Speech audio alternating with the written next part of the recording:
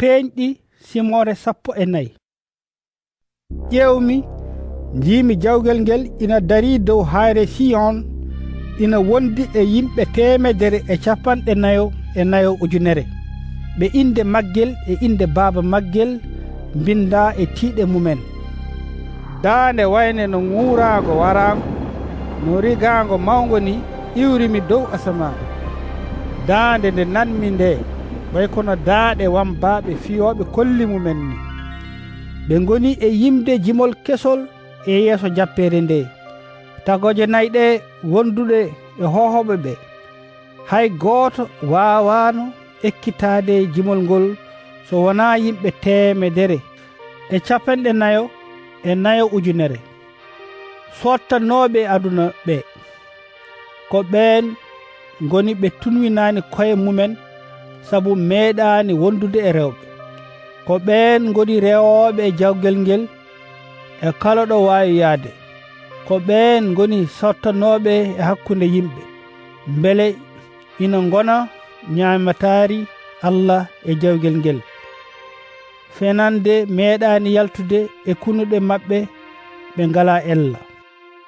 Jimi malaika goɗɗo ina weeya ina jogii kabaru moƴƴo goodoowo ha abada ngam habrude ɗum yimɓe aduna o, yimɓe kala leñol, kala suudu, kala ɗemgal e kala dawla.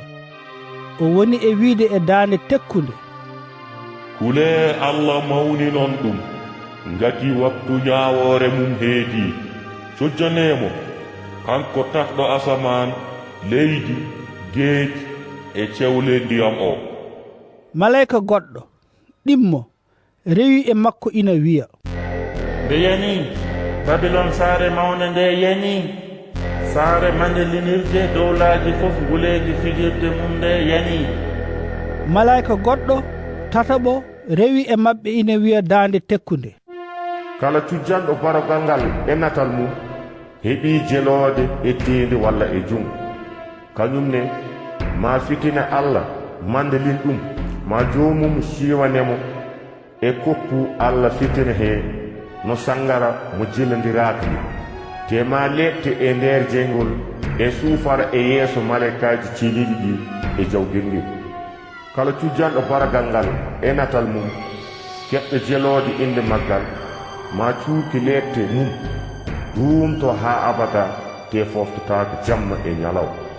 ɗum noddi muñal seniɓe renɓe jamiroje Allah gonɗinɓe yeesuɓe. tan daande iwrimi dow asaman ina wiya, windu ɗum ɗo malu woodani gila joni maayoɓe e nder kaɓɓodiral mumen e joomiraɗo ɓe. ruhu o wi, eyi yoɓe pofto e warñede maɓɓe nde, sabu moƴƴi maɓɓe nana ndewa e maɓɓe.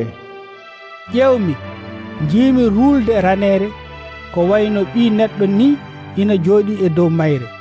ombo fiili lefol kangi, ombo jogii wafdu welndu e jungo makko. malayka goɗɗo yalti e suudu Allah he ina wulla daande tekkunde ina wiya jooɗiɗo e dow rulde o, Tellin wafdu ma ndu toñaa, sabu waktu toñal yoni, aduna sonni. tan jooɗiɗo e dow rulde o tellini wafdu mum leydi, aduna soña. malayka goɗɗo yalti e suudu Allah wondu dow asaman ndu ina jogii kañum ne wafdu welndu.